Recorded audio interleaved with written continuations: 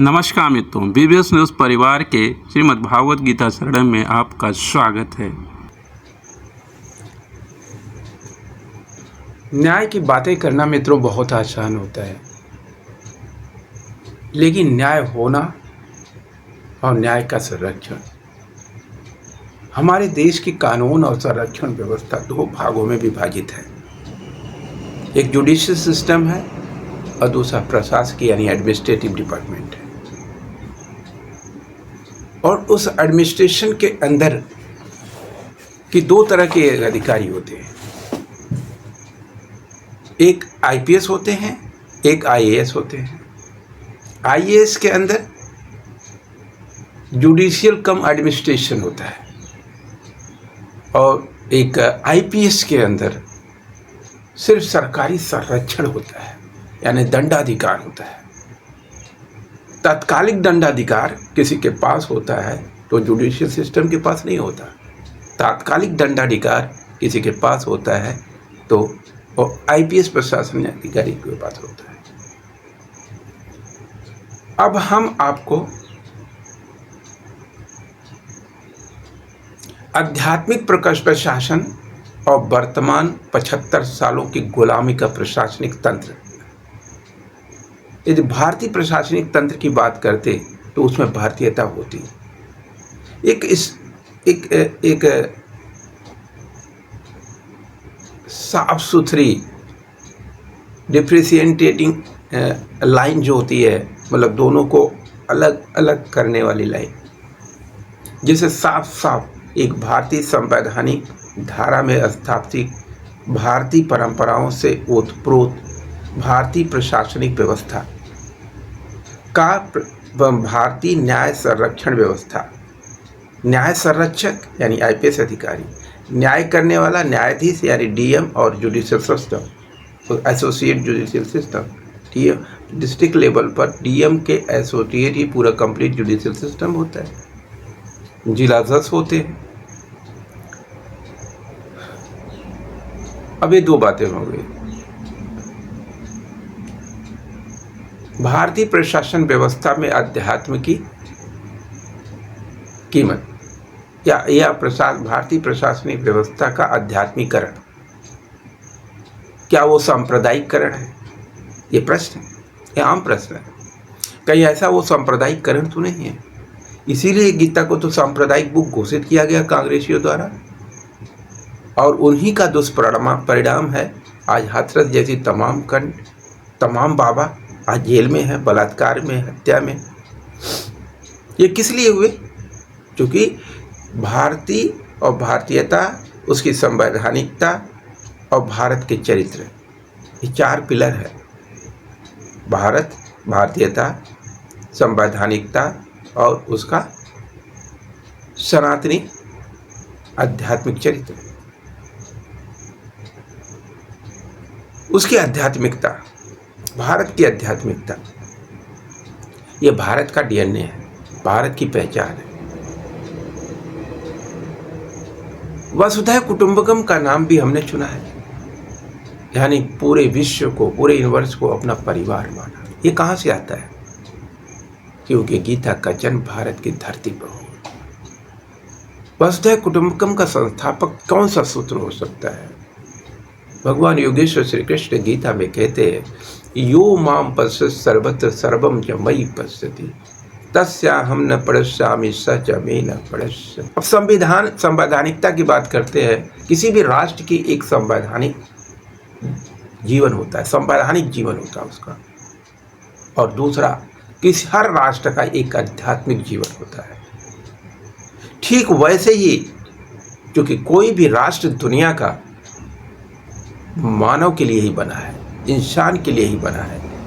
दो हाथ पैर वाले इंसान ही सारी सृष्टि के स्वरूप के करता धरता है। क्या इस व्यवहारिकता से क्या हम अलग हो सकते हैं? इस शुद्ध प्रशासक था, शुद्ध शासक था, भारतीयता का संरक्षक था, सनातनीयता का संरक्षक था, संवैधानिकता का संरक्षक था। वो एक ग्रुप पांडवों का था 5000 वर्ष पहले, जिसको हमने छोड़ दिया है। हमने मुगलों अंग्रेजों की और तमाम जो विदेशी शक्तियाँ इस भारत को गुलाम बनाई, उन संस्कारों और संस्कृतियों के एक मिश्रित चरित्र का निर्धारण किया और उससे एक कारपोरेट माइंडसेट जिसको कहते हैं देशी भाषा में, और एक बिल्कुल आम भाषा जो हाथरस में जाके मरने वाली जनसंख्या है, जाति और धर्म दोनों को एक साथ जोड़ करके मरने की परंपरा, ये आध्यात्मिकता का बोध नहीं है, ये आध्यात्मिकता का बोध नहीं है। ये गीता में जिन जिन शब्दों को प्रतिबंधित किया गया है, काम, क्रोध, लोभ, मोह, वासना, ये इंद्रिय त्रिगुणी चरित्र की विशेषताएं हैं। ये शरीर 5 तत्वों से बना हुआ है, ये त्रिगुणी है। भगवान योगेश्वर श्री कृष्ण अर्जुन से कहते हैं ये त्रिगुणी शरीर के रजोगुण, तमोगुण और सतोगुण, इसके उस प्राकृतिक सत्य को डिनाय नहीं किया जा सकता किसी भी युग में, किसी भी समय में, किसी भी धरती पर। जैसे धरती के टुकड़े अलग अलग बांट दिए, एक ऊपर वाले, एक बगल वाले, एक बिल्कुल नीचे वाले, जिन्हें आप रसातल कहते हैं, 7 समुंदर पार कहते हैं। वहाँ भी है, बहुत विकसित राष्ट्र है। तो फिर से हम वहीं पे आते हैं कि प्रशासन में आध्यात्मिकता का क्या मूल्य है। अब बहुत शॉर्टकट है, यदि हमें समझना है तो हमें समझ लीजिए कि भारत की आत्मा के 2 स्वरूप हैं। जैसे एक व्यक्ति की आत्मा के 2 स्वरूप हैं, एक निराकार प्रब्रह्म आत्मा है जो इस शरीर का वास्तविक मालिक है, जो सनातन है, अस्थाई है, चिरायु है, अनादि है, न आदि है न अंत है, यानी वो कभी मरती नहीं, जिस पर कोई अफसोस करने की बात लागू नहीं होती है।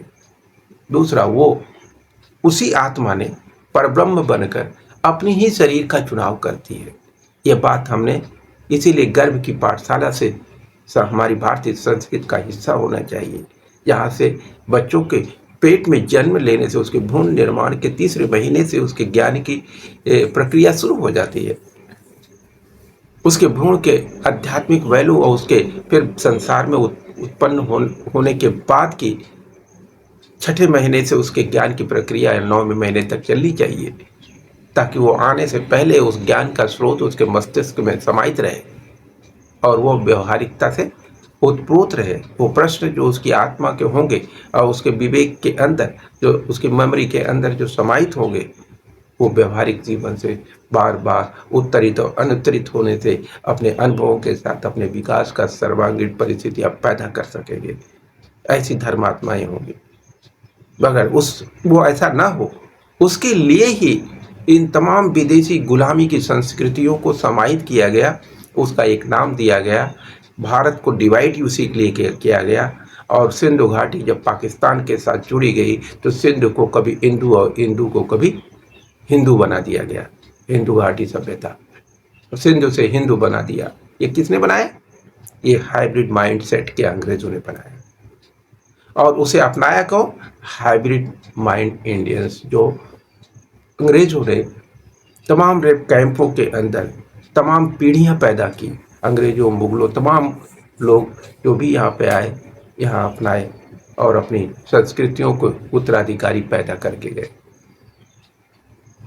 उसी हाइब्रिड माइंडसेट अब भारत की धरती पर पैदा हुए, पले बड़े, तो उसे आप भारतीय ही कहेंगे। तो लेकिन उन्हें भारत से प्रेम नहीं हो सकता, क्योंकि उनके माता पिता दोनों उनके भ्रूण को संस्कारित कर रहे थे विदेशी सोच से। आध्यात्मिकता का व्यापारीकरण कर रहे थे और उस व्यापारीकरण के हिस्से में ही भारत की गुलामी, भारत की आध्यात्मिकता की गुलामी और भारत की सामरिक गुलामी दोनों समाहित है। अब वहीं से प्रारंभ होता है हमारे पायरेटेड, आज की भाषा में, कंप्यूटराइज भाषा में पायरेटेड, यानी ओरिजिनल को खत्म करके उसकी डुप्लीकेट तैयार कर देना। भारतीय सनातनीता और आध्यात्मिकता और संवैधानिकता के मूल्यों को पायरेटेड करके उसमें हिंदवी संस्कारों का मनवादी संस्कृति स्थापित करने की एक आध्यात्मिक व्यवस्था का रूपांतरण किया गया और उसका अध्यारोपण करके जन जन तक उसमें, चूंकि मुगलों का शासन सबसे लंबे पीरियड तक था, 800 वर्षों तक था और 250 वर्षों तक अंग्रेजों का था, 1000 वर्षों से ज़्यादा की एक अस्थायी गुलामी थी।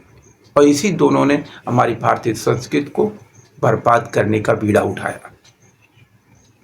एक यहीं पर रह करके पूरे डीएनए को बदलने की कोशिश की, दूसरा आए और गया, आया राम गया राम में आए, कुछ दिनों तक तो अपनी संस्कृति अपनी पहचान छोड़कर चले गए। हमारे भारतीय संविधान को अपने डीएनए से प्रभावित करके चले गए। आज तक हम उस संविधान को, भारतीय संविधान की वैचारिकता में प्रभावित करण नहीं कर पाए, कारण कि हाइब्रिड भारतीयों के प्रभावों के चलते ये अब दिशा दूसरी तरफ चली गई।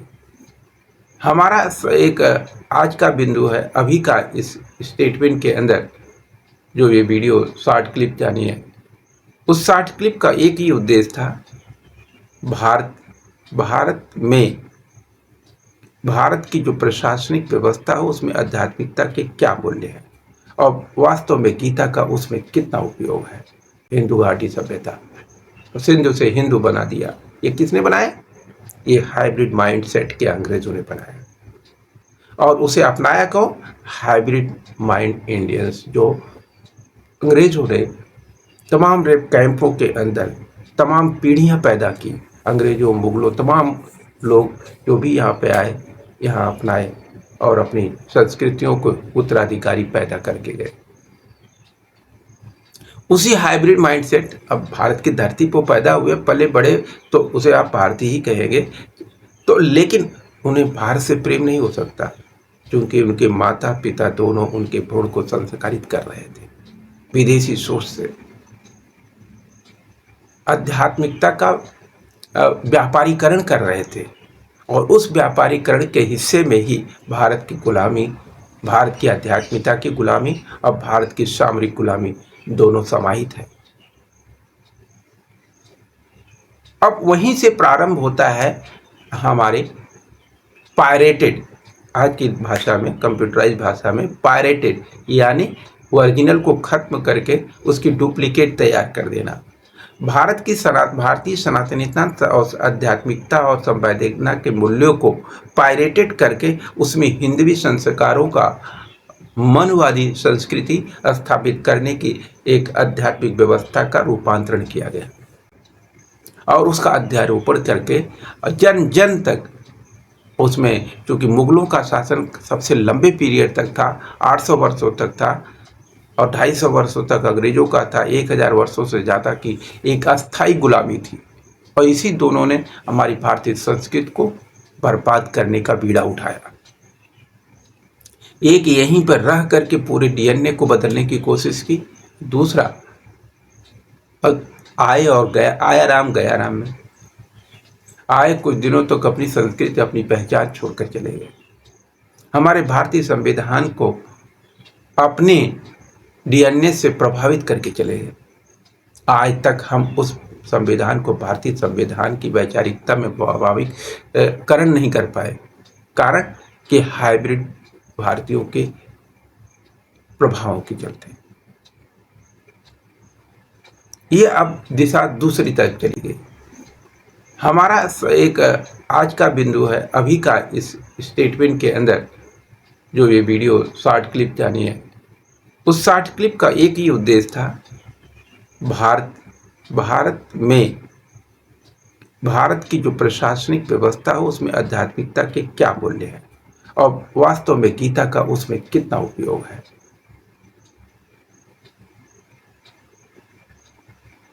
हमारी भारतीय प्रशासनिक व्यवस्था, गीता का जो 3 श्लोक की मैं चर्चा करूंगा यहाँ पर, यो माम पश्यत् सर्वत्र सर्वम च मयि पश्यत् तत्स्याहं न प्रणश्यामि स च मे न प्रणश्यति।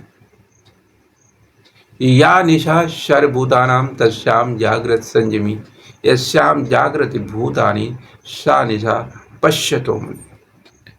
और तीसरा है कर्मणेवाधिकारस्ते माँ फलेषु कदाचन माँ कर फल हेतुर्भूर्मा ते संगड़ो अस्तु अकर्मणि। भगवान योगेश्वर श्री कृष्ण कहते हैं, सब में जो मुझको स्थित देखे, सब में, सभी में, सभी जीवों में, सब में जो मुझको स्थित देखे, सबको मुझ में कल्पित पेखे, मतलब मुझ में ही प्रयास करे देखने की, मेरे हृदय में ही सभी आत्माओं को, सभी जीवों को मुझ में, मेरे हृदय में देखने का प्रयास करे, और सभी जीवों में, उनके हृदय में मुझे पाने का जो प्रयास करता है, सब भूतों में, सब में जो मुझको स्थित देखे, सबको मुझ में कल्पित पेखे, यानी कल्पना करे कि वो सब जीवात्माएं तो मेरे हृदय में ही दिखाई देती है, यानी सब मुझसे ही है। तो उसी को भगवान कह रहे हैं, सब में जो मुझको स्थित देखे, सबको मुझ में कल्पित पेखे, उसके हूँ मैं सम्मुख ताता, वह भी मुझको नहीं भुलाता।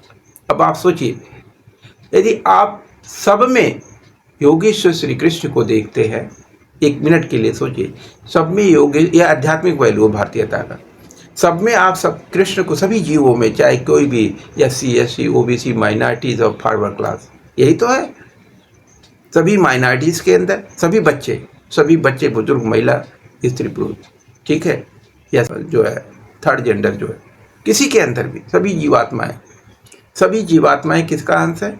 योगेश्वर श्री कृष्ण। और वो शरीरों इस पिंड में भी और दुनिया के ब्रह्मांड के जितने भी पिंड है उस सब में होते हैं, सबके बाहर भी है, सबके अंदर भी है, ये उनकी ऊर्जा शक्ति। तभी तो क्या मूल्य है आपका प्रशासनिक व्यवस्था के स्थापन में? एक प्रशासक का दो चरित्र होता है, तो वह पहले इंसान है, वह आत्मा है। इसीलिए बच्चे की गर्भ की पाठशाला से शुरू किया जाए तब उसे आत्मा के रूप में पुकारा जाए कि हे आत्मा, हे दिव्य आत्मा, आप कौन हैं? आप पधार रहे हैं मेरे गर्भ में। एक माँ जब ऐसे कहती है, आपका स्वागत है, आप अपना, त्वमेव माता च पिता, आप ही खुद अपनी सभी इंद्रियों, सभी शरीर के सभी अंगों के माता पिता बंधु सखा आप ही हैं। हे धर्मात्मा, जो आप हैं वही मैं भी हूँ, मैं आपकी प्राकृतिक स्वरूप हूँ जो आपको सृष्टि प्रदान कर रही हूँ, आपको पिंड प्रदान कर रही हूँ, ये माँ के स्वरूप है। आप अपने मेल फीमेल जो भी प्राकृतिक स्वरूप धारण कर रहे हो मुझे नहीं पता, मुझे इंद्रियों को नहीं पता, लेकिन आपको मेरे गर्भ में आपका स्वागत है। ये प्रथम वाक्य होना चाहिए एक माँ का, जो शुरुआती जब वो भ्रूण को धारण करती है, जब हम गर्भ की पाठशाला की बात करते हैं। आप सोचिए, एक वो माँ जिसको सिर्फ आनंद के भोग में कभी बच्चे पैदा करती है और उसके बोझ को झेलती है। एक माँ जो आनंद के भोग में बच्चे को झेलती है, उसको पैदा करना उसका नैतिक दायित्व है, या फिर वो भ्रूण हत्या करवा देती है। एक वो बच्चा पैदा होगा जो जिम्मेदारी नहीं, वो एक आध्यात्मिक मूल्य नहीं, एक आध्यात्मिक दायित्व नहीं, बल्कि एक सांसारिक बोझ समझ के उस बच्चे को पालना, सामाजिक दायित्व समझ के बच्चे को पालना, दोनों में जमीन आसमान का फर्क होता है। यदि गर्भ की पाठशाला होती, वो उसकी आध्यात्मिक यात्रा का हिस्सा होता, उसे पता होता ये कौन है, क्या है, कैसे है, इनके प्रति मेरी क्या जिम्मेदारी है, उनका मेरे प्रति क्या दायित्व है। लेकिन जब एक सांसारिक बोझ की तरह एक माँ से शारीरिक ज्ञान से ही अनुभव करती है और सिर्फ शारीरिक सुख के लिए अज्ञानता में बच्चे को जन्म देती है और अज्ञानता में और सामाजिक दायित्वों के दबाव में उसका भरण पोषण करने का दायित्व निभाती है, वो प्रकृति है। वो शरीर का अंश होने से एक पिता के लिए ये सब भार की तरह लगता है, लेकिन जब किसी भ्रूण को अज्ञानता में भी वो धारण कर लेती है और जितना ज्ञान उसके पास होता है, उसके भरण पोषण की पूरी जिम्मेदारी वो अपने कंधे पर लेकर उस बच्चे के पालन पोषण का दायित्व निभाती है। इसलिए कहा जाता है कि प्रकृति जब जन्म देती है तो अपने सारे बुरे कर्मों के पापों से भी मुक्त हो जाती है, यदि वो अपना आध्यात्मिक धर्म उस बच्चे की प्रति पूरा कर लिया तो। ये शर्त है। यदि हम दो तरह से, एक शरीर जो सारी दुनिया को दिखाई देता है, दूसरा वो जो इस शरीर को बनाया, जिसने जन्म लिया और माँ ने उसे शरीर दिया। क्या रिश्ता है आत्मा और शरीर की, प्रकृति के बीच में? माँ प्रकृति है और आत्मा पुरुष है। इसीलिए भगवान कहते हैं मम योनिर्महद्ब्रह्मा गर्भम, मम योनिर्महद्ब्रह्मा तस्मिन् गर्भम दधाम्यहम् संभव सर्वभूतानां ततो भवति भारत।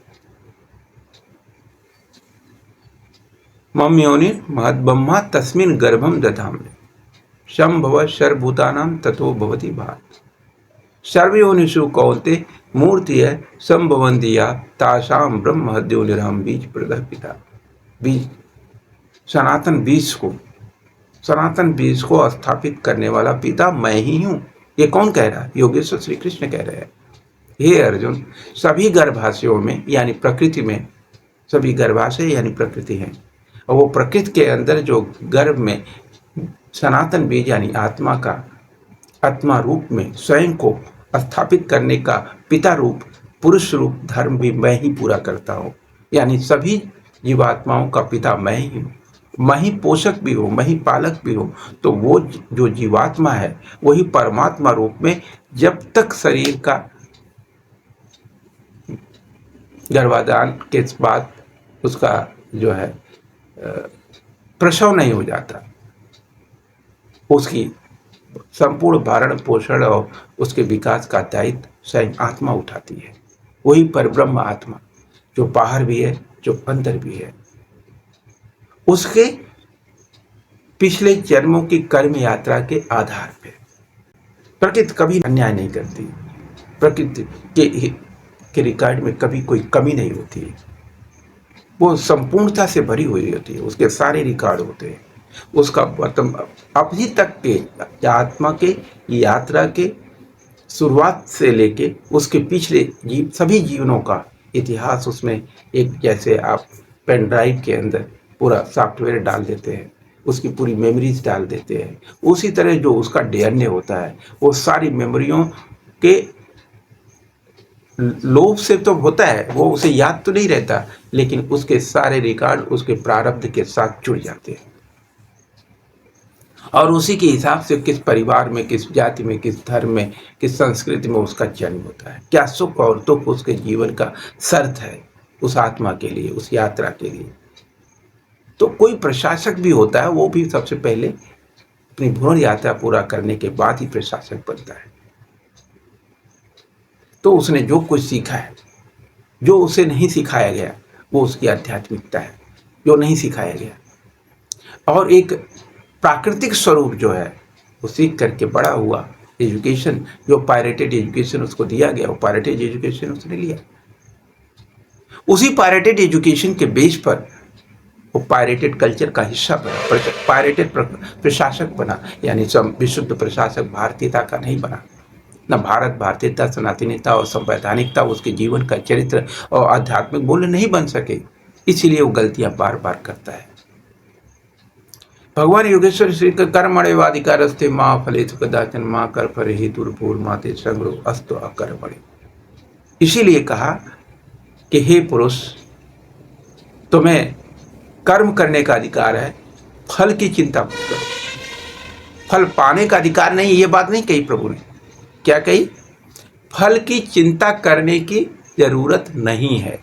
ये दोनों में फर्क है। तुम्हें फल पाना ही नहीं है, फल पाने का अधिकार ही नहीं, ऐसा नहीं कहा। प्रभु ने कहा कि तुम्हें फल की चिंता, यानी फल की चिंता में अपने समय का दुरुपयोग करने की आवश्यकता नहीं है। इसका मतलब क्या हुआ?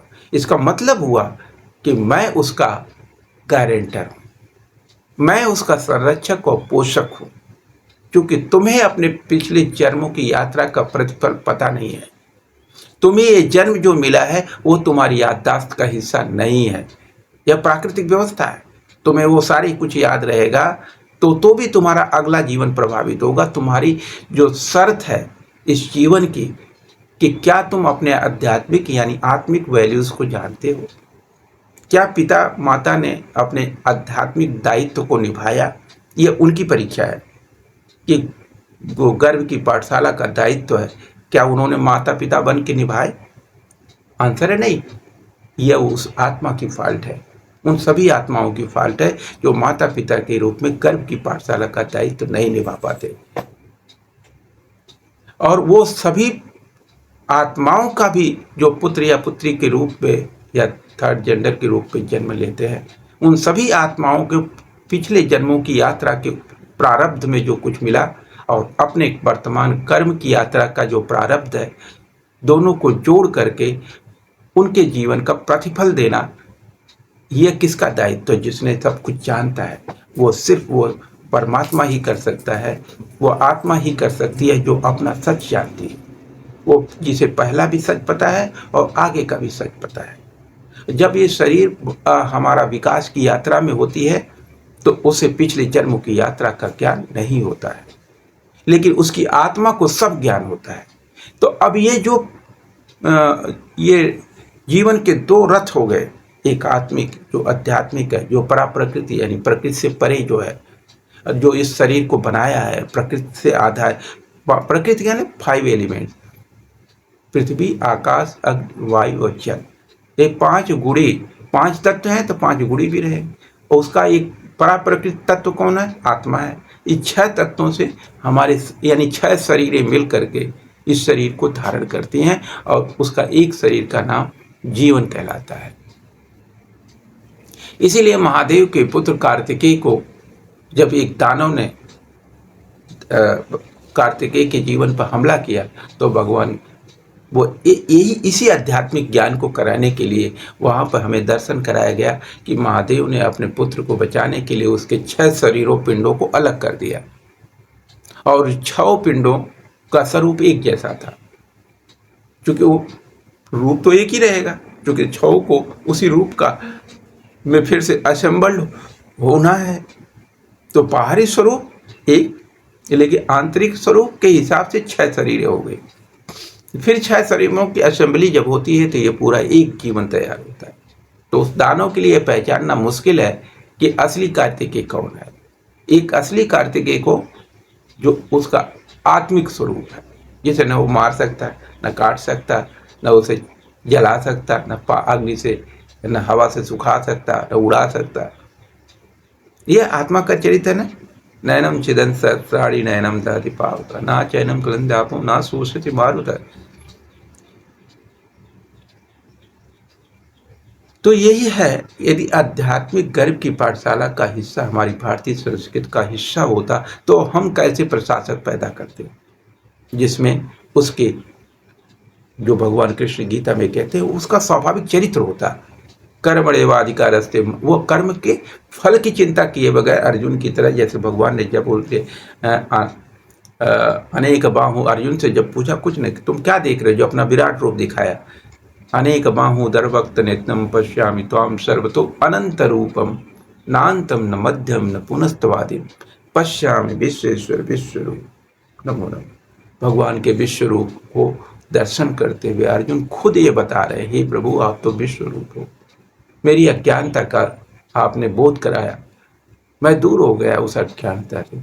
और फिर प्राश्चित के रूप में अर्जुन कहते हैं सखेति मत्वा प्रस्पम यदुक्तम, हे कृष्ण हे यादव हे सखेति अजानता महिमानम तवेदम मया प्रमादात पड़े नवापि।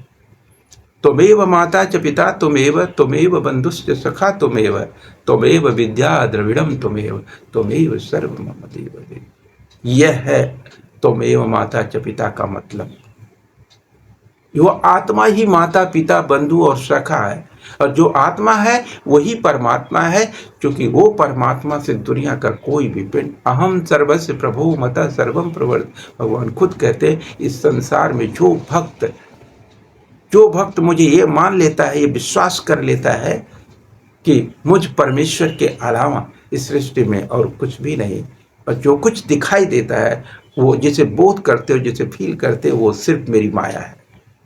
वो सब मुझसे ही जन्म लिए और मुझ में ही रूपांतरित होते रहते हैं, मेरी शक्तियों में रूपांतरित होते हैं, यानी मैं सब में हूँ और सब मुझ में ही है। इसीलिए यो माम पश्यत बोला, या निशा सर्वभूतानाम तस्याम जागृत संयमी, यानी जो एक संयमित बीज आत्मा है, जिसने संस्कारित आत्मा है, जिसे अध्यात्म और प्रकृति दोनों के गुणों का ज्ञान है, उस प्रकृति के त्रिगुणी चरित्र का ज्ञान है और अपने परा प्रकृति के गुणों का भी ज्ञान है।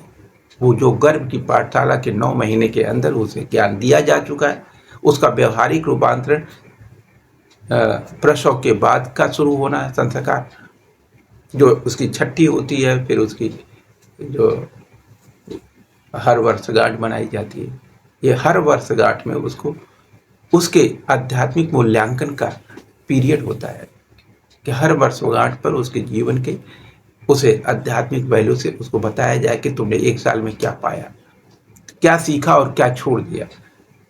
लेकिन माँ बाप ये भी संस्कार पूरा नहीं करते।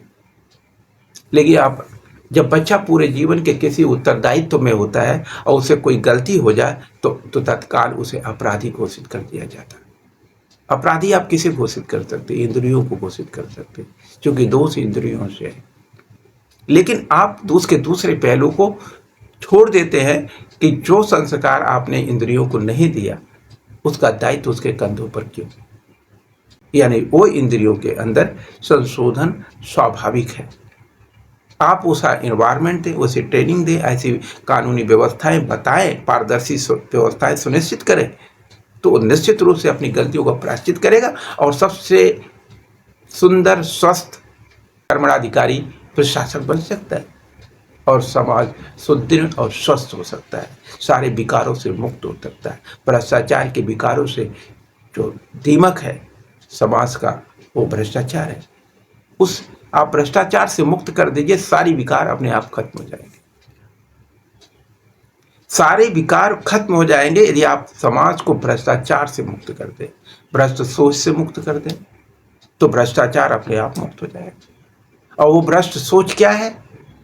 वो काम, क्रोध, लोभ यानी प्रकृति के 3 गुणों से प्रभावित। ये वो कहाँ हो सकती थी? वो गर्भ की पाठशाला में हो सकता थी।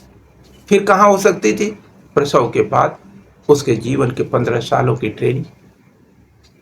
15 साल में बच्चा लगभग मैच्योर हो जाता है। 12 साल में छत्रपति शिवाजी महाराज अपना उत्तराधिकार का दायित्व प्राप्त कर दिए थे। यानी 10 साल पर्याप्त है बच्चे की ट्रेनिंग के लिए। समाज और माता पिता दोनों मिल करके 10 साल में एक मैच्योर भारत को जन्म दे सकते हैं।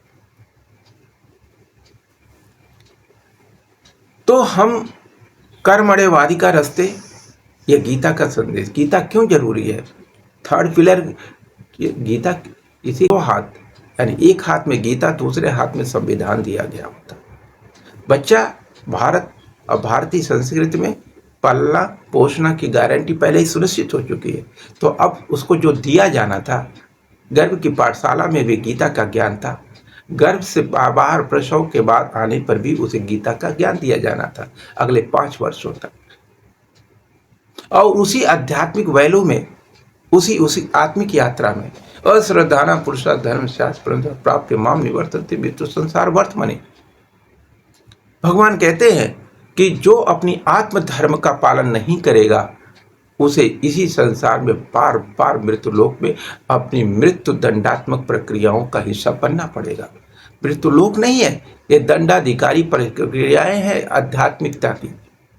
ये मृत्यु लोक आत्माओं के लिए अपनी गलतियों का प्रायश्चित करने का लोक है, मृत्यु लोक है। यानी मृत सोच, जो आत्माएं अपनी आध्यात्मिक प्रकृति से अलग हो गई और अपनी परा प्रकृति के चरित्र को अपने प्रकृति पर स्थापित करके अपने जीवन शर्त को पूरा करने का दायित्व भूल गई, तो उनको उनका दंड है कि वो बार बार इसी सृष्टि के भोग और वासना को जीने के लिए बाध्य हो और अपने आप को प्रमाणित करे कि वह विशुद्ध आत्मा आज भी है, इस शरीर को धारण करने के बाद भी। ठीक वैसे ही जैसे पांडु थे, जैसे अर्जुन थे। अर्जुन के साथ क्या कहावत है? जब अर्जुन पूरी यात्रा में थक जाते थे, अपने शिविर में जाके, अपने कैंप में जाके सो जाया करते थे, तो जब उनकी श्वसन क्रिया चलती थी तो वो उनके 33 करोड़ छिद्रों से, शरीर के 33 करोड़ छिद्रों से जैसे 33 कोटि देवताओं की व्यवस्था कही जाती है, इसलिए 33 हर जगह है।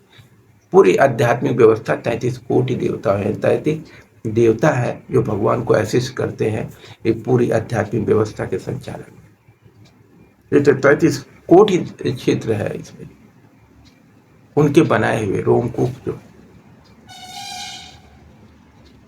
और उसकी प्रशासनिक व्यवस्था, ये रोमकूप क्या है? शरीर के शुद्धिकरण की यात्रा के द्वार है। भगवान ने इतने इतने छोटे छोटे, शरीर एक घर है। भगवान ने कहा गीता में, शरीर एक घर है। क्या ये हम बच्चे को बता पाए, बेटा तेरी आत्मा का घर है ये? क्या के प्रशासक को पता है कि उसका शरीर उसकी आत्मा का घर है, उसका जीवन उसकी आत्मिक यात्रा है?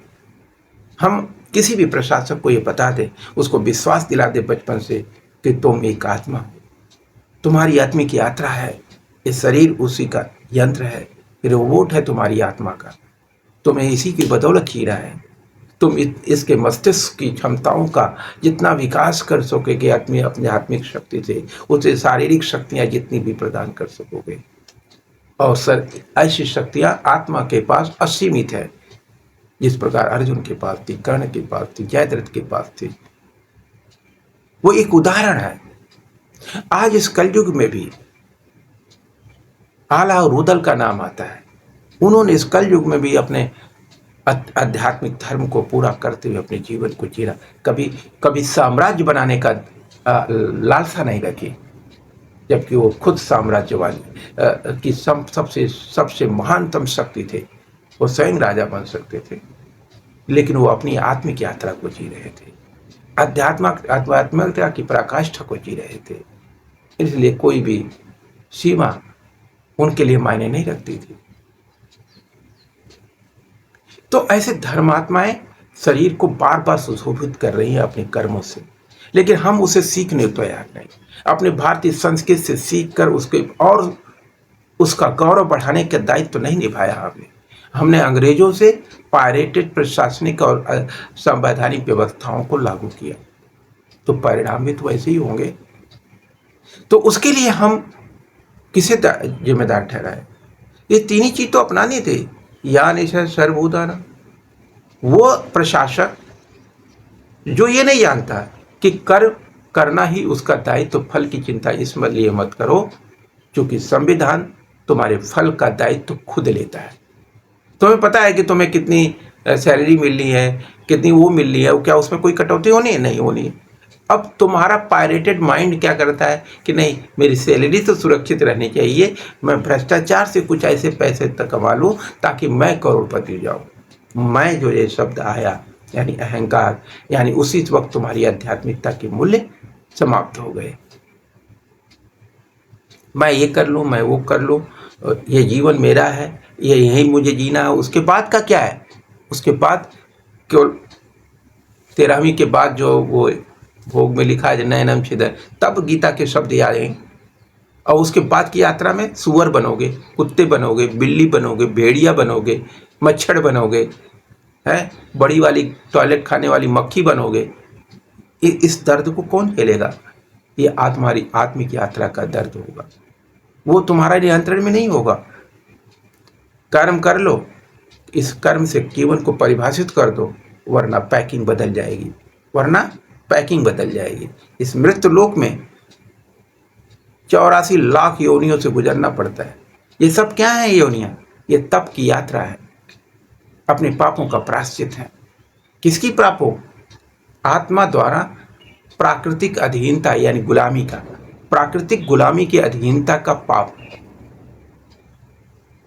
उसी तरह से जब हम इस आत्मिक यात्रा को, जीवन को, एक सबसे अमूल्य जीवन ये मानव जीवन है, मनुष्य जीवन है, हम अपने आध्यात्मिक मूल्य को भूल करके, हम अपने आध्यात्मिक वैल्यूज को भूल करके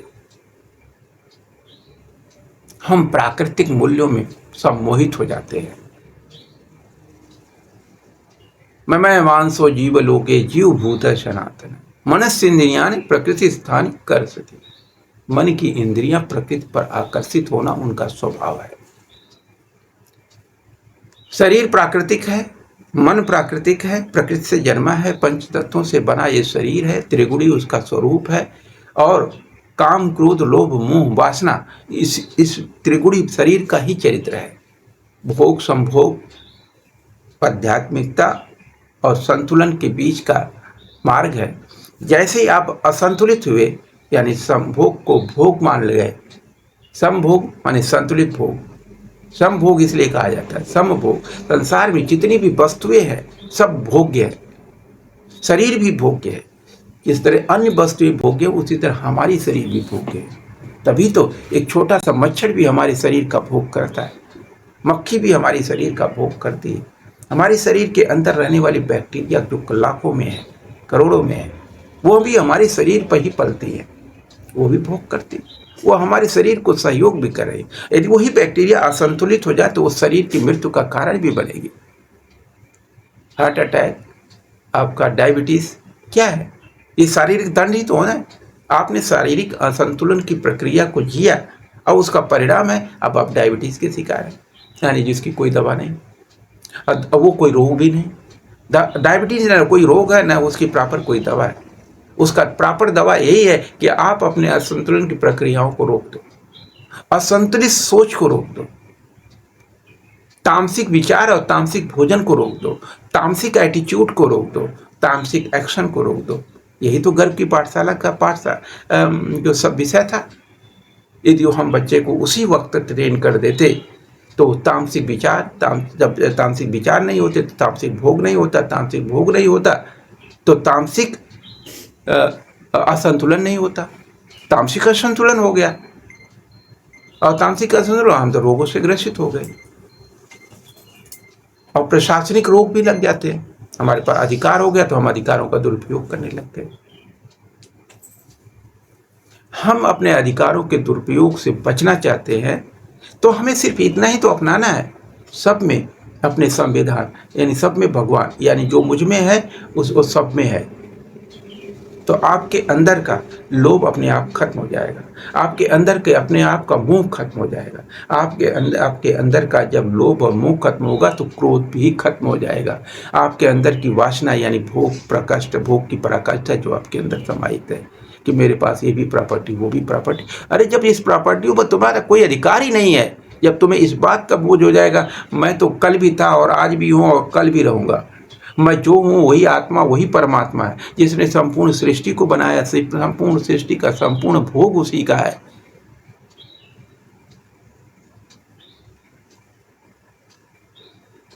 हम अपने आध्यात्मिक जीवन से ज्ञान नहीं देते।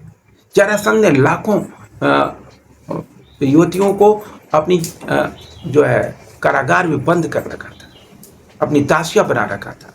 उसे मुक्ति कराने का कार्य भगवान योगेश्वर से, जो 16 लाख पटरानियां भगवान श्री कृष्ण की कही जाती है, 16 लाख 8 पटरानियां। क्यों? उनका सामाजिक सम्मान बढ़ाने के लिए भगवान ने उन्होंने पूछा कि हम तो पतिता हैं, हम तो गुलाम थे, हमने तो कारागार यानी जेल की यात्रा करके आए, हमें कौन अपनाएगा समाज में, हमें सम्मान कौन देगा? वो आत्मिक यात्रा जो योगेश्वर श्री कृष्ण गीता का दर्शन कराते वक्त बोलते हैं, यो माम पश्य सर्वत, तो वही कृष्ण कह रहे हैं तुम सब तो मेरे ही बच्चे हो। उनकी दृष्टि है, वो अर्जुन को बता रहे हैं तुम यही क्षिप्रम भवत धर्मात्मा सत्सक शांति निगच्छति कौन ते प्रतिजान ही नामे भक्त प्रदर्शति। हे अर्जुन तुम प्रतिज्ञा, अपने नहीं कह रहे हैं, अर्जुन को कह रहे हैं, क्योंकि वो जो अर्जुन है वही कृष्ण है, वो आत्मा है, वो परमात्मा है। जैसे तुम दो शरीरों के रूप में देखो, दो आत्माओं दो अस्तित्वों की वार्ता है। गीता दो अस्तित्वों की वार्ता है, एक आत्मा है दूसरा परमात्मा है। वो परमात्मा जिसमें सब समाहित है, एक आत्मा जो खुद के अस्तित्व की यात्रा का दायित्व निभा रही है कि वो आत्मा है, वो अपने आप को परमात्मा साबित करने की यात्रा ही उसकी जीवन यात्रा है। वो ये भूल गई कि वो परमात्मा का हिस्सा नहीं है, अब वो सिर्फ सांसारिक भोग को जीने लग गई, तो वो एक पतित आत्मा है। इतना ही तो है, या तो आप धर्मात्मा हो या आप एक पतित आत्मा हो, ये दो ही जीवन है आपका।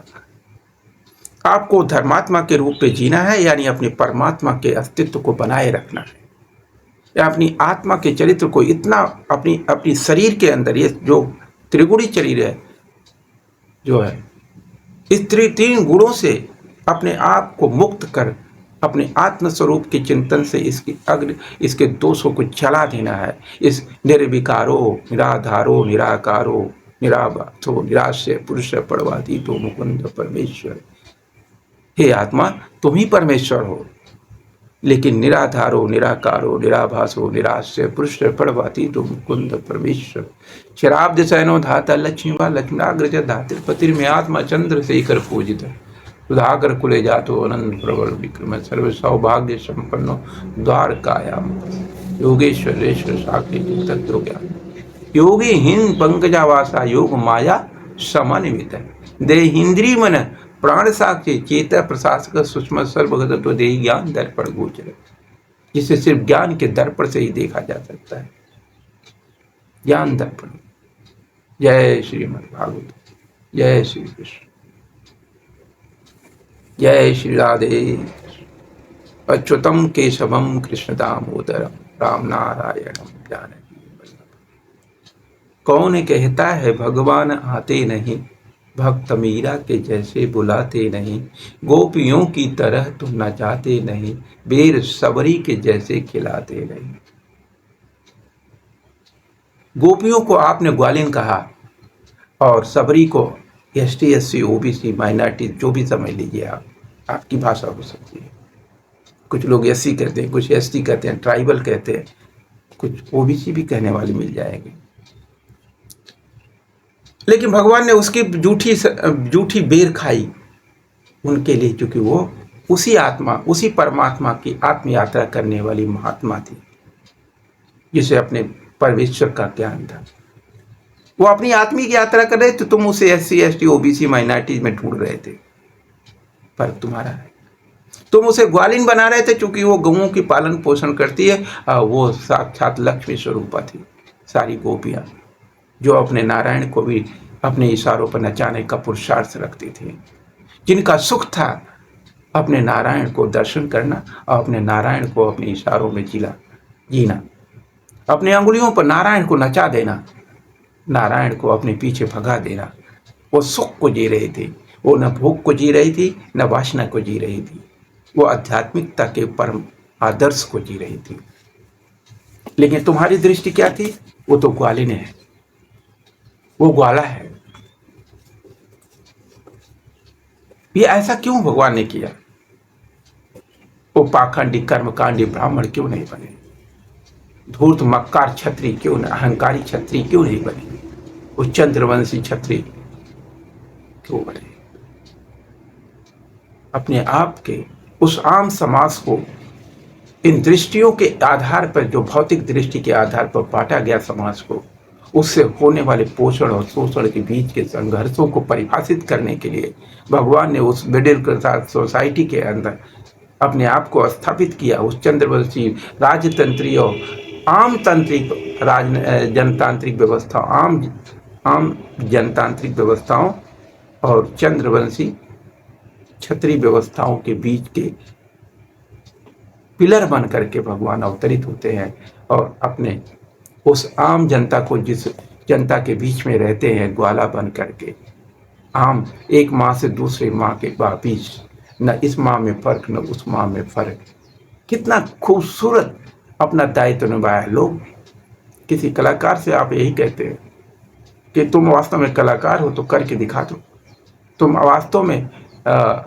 गणितज्ञ हो तो इतने कठिन गणित को लगा के दिखा दो, यही तो शर्त होती है। तो वास्तव में वो ईश्वर है तो सृष्टि के सबसे कठिनतम जीवन को जी करके दिखाए। भगवान योगेश्वर कृष्ण ने इस धरती के सबसे कठिनतम जीवन को जी करके दिखाया, अपने 16 कला उतारी।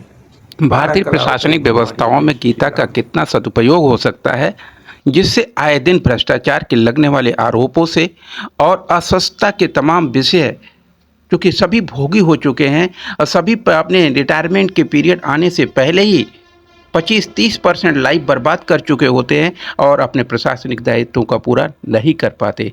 उनके जीवन जीने के खर्चे बड़े होते हैं जो भ्रष्टाचार से पूरे होते हैं।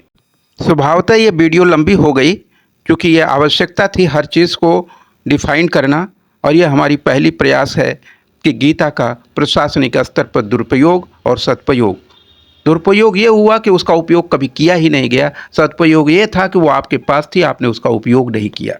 प्रशासन में आध्यात्मिकता का उपयोग एक वैज्ञानिक पहल है, एक व्यवहारिक पहल है। इसके प्रयासों को यदि आपको सराहना है, आप उसे लाइक करते हैं तो शेयर भी अवश्य करें, चैनल को सब्सक्राइब भी अवश्य करें, अपने मित्रों तक पहुंचाएं और उसे सब्सक्राइब करवाएं। यही आपका आध्यात्मिक सहयोग होगा। यह आध्यात्मिक सहयोग हमारे आर्थिक सहयोग से कम नहीं। जय भारत, जय गीता, जय संविधान। अपने देश, अपनी भारतीयता, अपनी संवैधानिकता और सनातनीयता के वर्चस्व को स्थापित करना है। हर जन जन तक, समाज के अंतिम व्यक्ति तक न्याय की व्यवहारिक रूपांतरण को स्थापित करना है, तो आपको हमारा साथ देना ही होगा। जय Bharat. Thank you so much. Everybody welcome to Shrimad Bhagavad Gita शरणम।